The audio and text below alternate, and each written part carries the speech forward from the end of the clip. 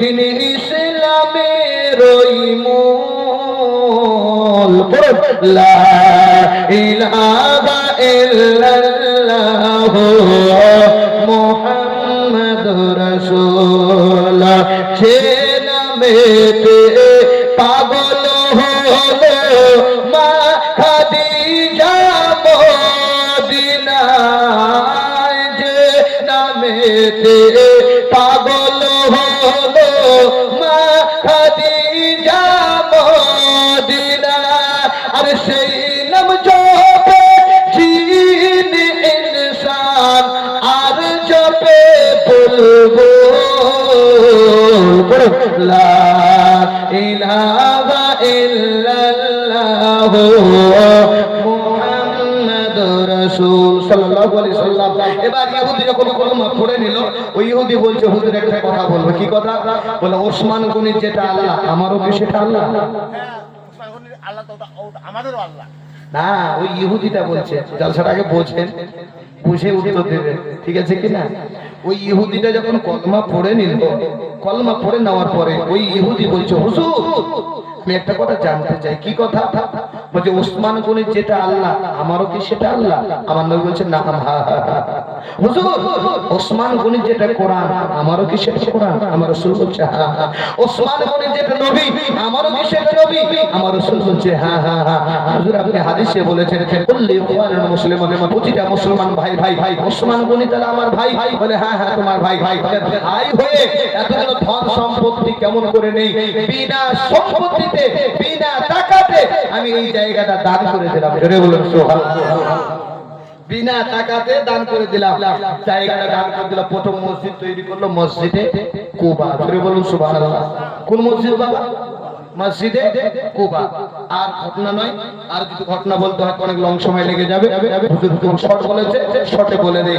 প্রথম মসজিদে কুবা তৈরি হলো, আর ওই মসজিদে কুবা তৈরি হয়ে আমার রাসূলুল্লাহ বলছেন, আবু বকর এই মসজিদে হেঁটে এসে 2 রাকাত নামাজ পড়বে। কয় রাকাত? 2 রাকাত নামাজ পড়বে। একটা কবুল হজ, উমরা হজের নেকি তার আমলনামায় দান করা হবে। জোরে বলুন সুবহানাল্লাহ। আচ্ছা, আমরা তো মসজিদে আসি হেঁটে নামাজ পড়ার জন্য, নাকি বলেন? মসজিদে আসি তো নামাজ পড়ার আগে কি দরকার আমাদের? ওযু করতে হবে। একজন ব্যক্তি বলেন তো ওযুর ফরজ কয়টা? একজন ব্যক্তি মৌলভী সাহেব জালসা জীবনে তো হচ্ছে প্রতি বছর ওযুর ফরজ আমরা জানি না, বাট আমরা ওযু করি। আমরা ওযু করি, নামাজ পড়ি। কোরআন থেকে কয়টা বলছে? 5টা বলছে। শিক্ষা হবে, কথা বললে শিক্ষা হবে, বুঝতে পারছেন? এ বলছে 5টা। তুমি তো বলতে পারো, তুমি তো পড়েছো না? ওরা পড়িনি, ওদেরকে শিক্ষা দিতে হবে। এই জালসার মাধ্যমে কেন শিক্ষাগুলো হয়? এবারে আসুন, শিক্ষা আমরা জানি, ওযু করি, আমরা জানি এগুলো কিন্তু বলতে পারি না। এটা কিছু মানুষের হয়। তো কোরআন থেকে জিজ্ঞাসা করে, কোরআন বলে দাও ওযুর ফরজ কয়টা? তো কোরআন বলতেছে ফাগসিলু উযুহাকুম ওয়া আইদিয়াকুম ইলাল মারাফিক ওয়ামসাহু বিরুসিকুম ওয়া আরজুলাকুম ইলাল কাবাইন। জোরে বলুন সুবহানাল্লাহ।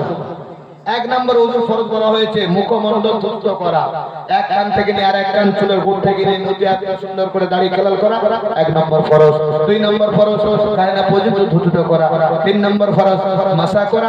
4 নম্বর ফরজ 2 পা টাকনো বরাবর ভালো করে ধৌত করা। কয়টা হলো? এ ভাই বলেছিল 5টা, কোনটা ভুল আর কোনটা ঠিক? 4টে ঠিক।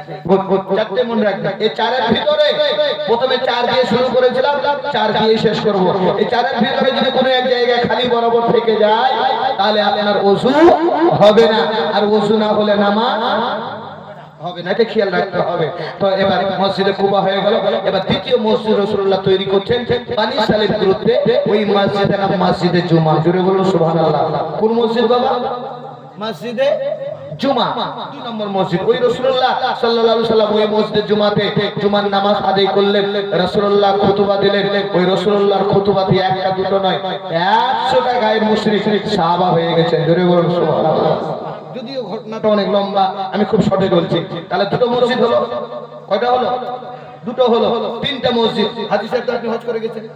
আগে জামানায় তো ওই টাটি দিয়ে পাথর দিয়ে মসজিদ তৈরি করেছে, আর এখন মসজিদ গুলো দেখলে আপনার টিকিট কেটে লাইন লাগিয়ে মসজিদে ঢুকতে হয়। ওই মসজিদের নাম বলা হয়েছে মসজিদে নববী। জোরে বলুন সুবহানাল্লাহ।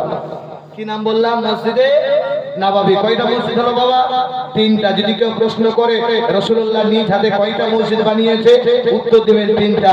মসজিদে কুবা বানিয়েছিলেন, গুরুত্বে মসজিদে জুমা আর মসজিদে নববী রাসূলুল্লাহ নিজ হাতে বানিয়েছে, উম্মতেরাও বানায়, সাহাবায়ে কেরামরাও দান দিয়েছেন, আপনারাও দান দেবেন। হয়তো আজকে প্রথম রজনী, হয়তো আপনারা হয়তো ভাবছেন কালকে আসতে হবে, দিতে হবে, আজকে দেব না কালকে দেব, কালকেই আপনি দেন, কেউ জোর করবে না, তবে দান আপনাকে আল্লাহ রাহে দিতে হবে, সাহাবায়ে কেরাম সুন্নতকে আদায় করতে হবে। আল্লাহ পাক বুঝার আমল করার তৌফিক দান করুন, জোরে বলুন আমিন। মায়েরা এখানে অনেকটাই বসেছে, মায়েদের প্রতি অত্যাচার করবেন না কোনোদিন, একটা মনে রাখেন। শেষ শেষ শেষ না, 2-10 মিনিট না, আমার শর্ট বলে দিয়েছে তো ওই জন্য মানে ভাবছি কোনটা বলি আর কোনটা ছাড়ি।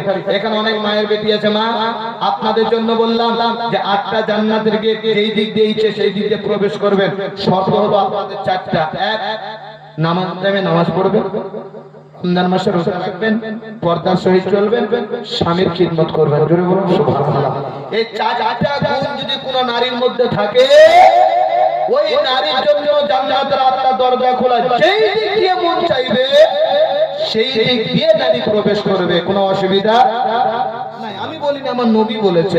এবার শোনো, মায়েরা বলছে মৌলভী সাহেব সব কথা বলেন, এই নামাজের কথা বলেন না, পর্দার কথা বলেন না, সব কথাই শুনবো আপনার, স্বামী সেবাও করবো, কোনো অসুবিধা নেই, কিন্তু নামাজ কাজা হয়ে যাচ্ছে, যা সিরিয়াল কাজা হতে দেবে না। আচ্ছা এরকম লোক আছে না, মায়েরা আছে না, সিরিয়াল কাজা হতে দেবে না। আবার এমন জাল্লাত স্বামী আছে, নেককার স্ত্রী নামাজ পড়লে ওকে ডিস্টার্ব করে, এমন জাল্লাত স্ত্রী আছে। একটা জাল্লাত স্বামী, বুঝতে পারলে, ওই নেককার স্ত্রীকে মারার জন্য তৈরি হয়ে আছে, আজকে মারবো, কালকে মারবো, 2 দিন পর মারবো, 3 দিন পর মারবো, ওর রেডি নিচ্ছে, ভুল দেখতে পায় না। নেককার স্ত্রী কি করে, স্বামী যেগুলো হুকুম ঠিক পালন করে, তো ওই নেককার স্ত্রীও আপনার সুযোগ পায় না মারার। এবার 5 দিনের বেলাতে নিয়ত করেই নিয়েছে যে বাড়িতে যাবো, অমুকের মাকে মারবই মারবই। নেককার স্ত্রী যা যা রান্না করেছে করেছে, এবার বাইরে থেকে এসেছে, ঘাম হয়ে আছে, আপনার গরম হয়ে আছে শরীর, আপনার গোসল করে খাবে, ওই টাইমে বাচ্চা পায়খানা করে দিয়েছে। কি করেছে?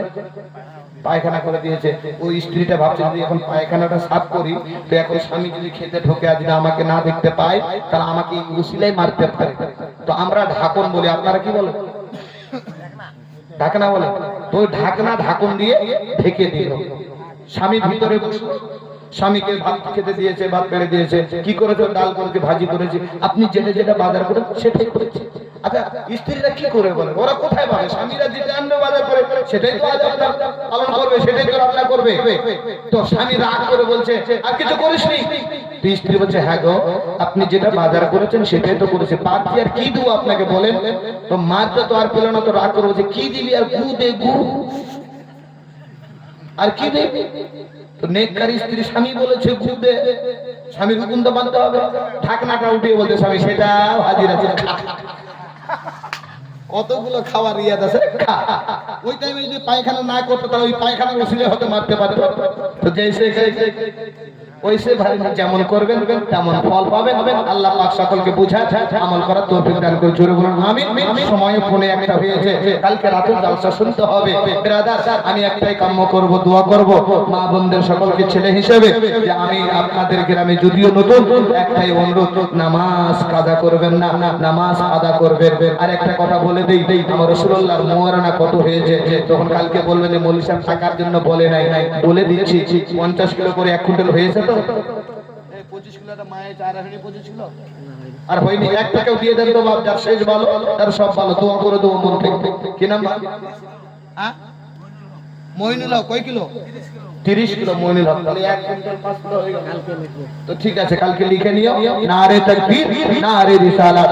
মাদারের নবুয়তের মধ্যে দুটো কথা এসে, আমার রাসূলুল্লাহ সাল্লাল্লাহু আলাইহি ওয়াসাল্লাম যখন বিবাহ হয় 400 মিসকাল দিয়ে আপনার বিবাহের মুয়ারানা ধার্য করা হয়েছে, জোরে বলুন সুবহানাল্লাহ।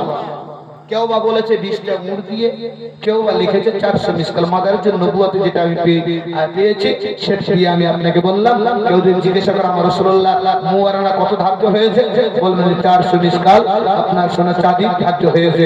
এবার মুফতিকে দেখে চাঁদির হিসাবটা বের করে নেবেন কত টাকা হয়েছে। বিরাদ মিল্লাত ইসলামিয়া যতটুকু বয়ান আমি বললাম আপনারা শ্রবণ করলেন। আল্লাহ পাক আমাকে আপনাদের সকলকে যেন আমল করার তৌফিক দান করে, সাথে সাথে 5 ওয়াক্ত নামাজ পড়ার জন্য তৌফিক দান করে। জোরে বলুন আমিন। কারণ হায়াত মওতের কথা কেউ বলতে পারবে না। আজকে আছে কালকে থাকবো কি থাকবো না এটাও কোনো গ্যারান্টি নাই। তবে আজকে আপনাদের এই পিরোজপুর চুটিয়া গ্রামে